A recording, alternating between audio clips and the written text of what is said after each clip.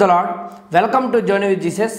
ఈరోజు వాక్య ధ్యానంలో మందసాన్ని పట్టుకున్న ఉజ్జాను దేవుడు ఎందుకు చంపాడు అన్న విషయం గురించి మనం తెలుసుకునే ప్రయత్నం చేద్దాం.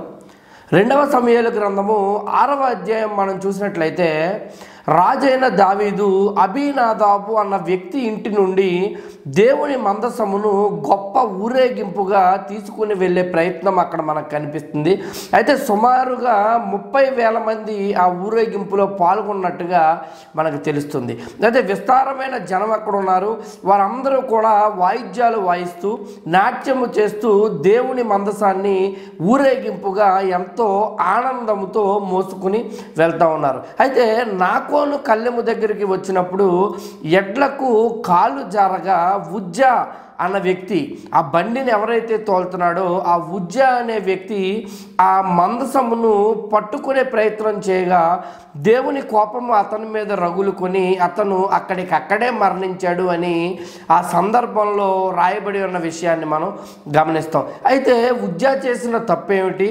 అంత చిన్న పనికే కేవలము దేవుడి మందసాన్ని ముట్టుకున్న కారణంగానే దేవుడు అతనికి మరణశిక్ష విధించాడా అని మనము ఆలోచన చేసినట్లయితే ఎందుకు అలా జరిగింది అన్న ప్రశ్నలకు సమాధానాన్ని మనం వెతికే ప్రయత్నం చేసినట్లయితే మొదటిగా సంఖ్యాకాండము 4వ అధ్యాయము 15వ వచనం మనం చూసినట్లయితే దేవుని మందసమును లేవీయులు అందులోనూ కహాతీయులు మాత్రమే మోసుకొని వెళ్ళాలని అక్కడ రాయబడి ఉంది.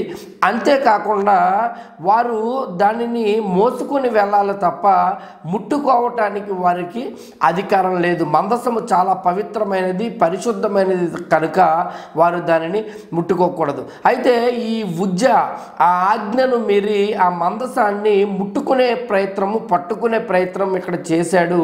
మరణమైనట్టుగా అందుకనే కారణం చేతనే మనకు అక్కడ కనిపిస్తూ ఉంది. ఇంకా మనం గమనించినట్లయితే ఏదైతే ఇప్పుడు దావీదు ఆ ఊరేగింపును నిర్వహిస్తూ ఉన్నాడో, దేవుడి మందసాన్ని తీసుకెళ్తా ఉన్నాడో ఆ క్రమమే ఖచ్చితంగా చాలా లోపభూయిష్టంగా మనకి ఇక్కడ కనిపిస్తూ ఉంది. ఆ క్రమమే రాంగ్గా కనిపిస్తూ ఉంది.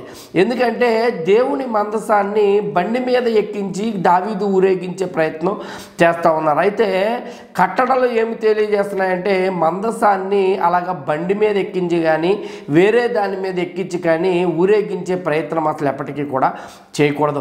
నిర్గమకాండము 25వ అధ్యాయము 12 నుంచి 14 వచనాలు మనం చూసినట్లయితే ఆ మందసానికి ఇరువైపులా 4 రింగ్స్ ఉంటాయి. అయితే ఆ మందసాన్ని ఎట్లా పట్టుకెళ్ళాలంటే తుమ్మకర్రతో చేయబడిన మోత కర్రలను ఆ రింగ్స్లోనికి పెట్టి ఆ కర్రల సహాయముతో మందసాన్ని మోసుకుని వెళ్ళే ప్రయత్నం చేయాలి తప్ప ఎవరు కూడా ఆ మందసాన్ని ముట్టుకోకూడదు అని క్లియర్గా దేవుడు ఆజ్ఞ అక్కడ జారీ చేసినట్టుగా మనకి కనిపిస్తుంది. అయితే ఆ రింగ్స్ గుండా ఆ యొక్క కర్రలను పోల్స్ను ఏర్పాటు చేసుకుని వాటి సహాయంతో మందసాన్ని మోసుకుని వెళ్ళాలి. కానీ ముట్టుకునే ప్రయత్నం చేయకూడదు. ముట్టుకోవటము ఖచ్చితంగా నేరము అని దేవుడు తెలియజేశాడు. కానీ ఇక్కడ ఉజ్జా ఆ మందసాన్ని పట్టుకునే ప్రయత్నం చేసినప్పుడు ఆ పవిత్రతను మరి అతడు తక్కువ అంచనా వేశాడో లేకపోతే ఆ వన్ ఆఫ్ ది మూమెంట్లో పసిగట్టలేకపోయాడు. కానీ దేవుడి శిక్షకు మాత్రం అతడు పాత్రుడయ్యాడు.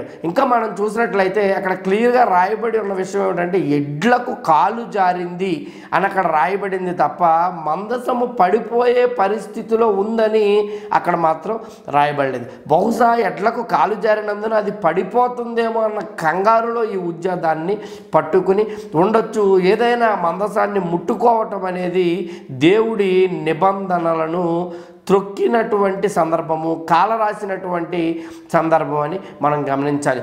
ఇక్కడ ఆశ్చర్యకరమైన విషయం ఏమిటంటే ఈ ఉజ్జా ఎవరంటే ఎవరి ఇంటి నుంచి అయితే ఈ మందసాన్ని మోసుకొని తీసుకుని వస్తున్నారో ఆ అబీనాదాబు యొక్క కుమారుడు ఈ ఉజ్జా.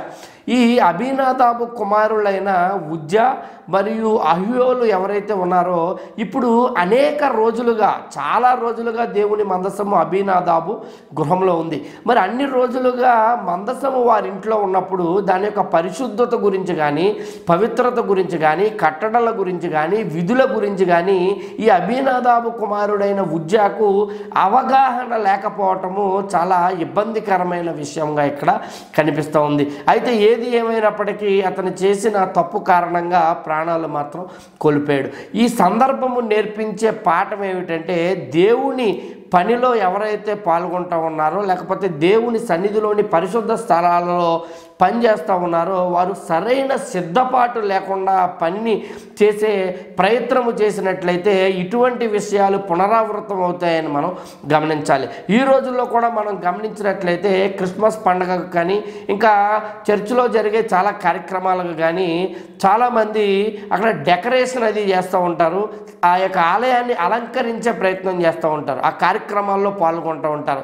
అటువంటి కార్యక్రమాల్లో కానీ లేకపోతే మందిరానికి సంబంధించిన ఏదైనా పరిశుద్ధ స్థలాల్లో పనిచేసే సందర్భాల్లో కానీ చక్కటి సిద్ధపాటు కలిగే ఆ పనిని వారు చేయాలి అన్న శ్రేష్టమైన పాఠాన్ని ఇది తెలియజేస్తుంది. ఇక్కడ సరైన సిద్ధపాటు లేని ఉజ్జ మరణశిక్షకు పాత్రుడయ్యాడు అన్న విషయాన్ని మనం గమనించవలసిన అవసరం ఉంది. ఈ వీడియో చూసినందుకు ధన్యవాదాలు. దీన్ని లైక్ చేయండి, షేర్ చేయండి, మీ విలువైన సూచనలు కామెంట్స్ రూపంలో చెప్పే ప్రయత్నం చేయండి.